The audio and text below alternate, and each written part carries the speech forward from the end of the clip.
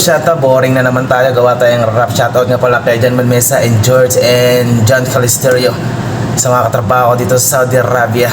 Watch out, gawa na naman tayo ng kanta about sa buhay ko. Rap music. Play. Yeah.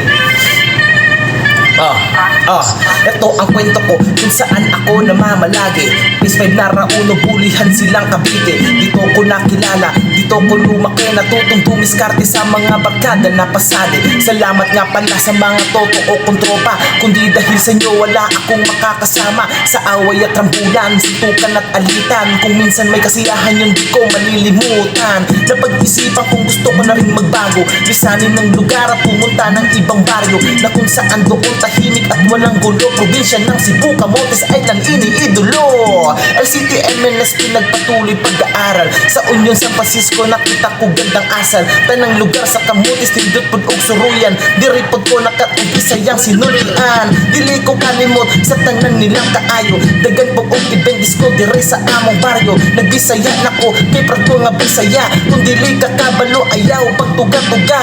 Eto na po ngayon, ang laki ng pinagbago. Ang dating tarantado ay naging tunay na tao. Ito ang kwento ko sa buhay na pinagdaanan. Salamat sa Panginoon, di ako pinabayaan.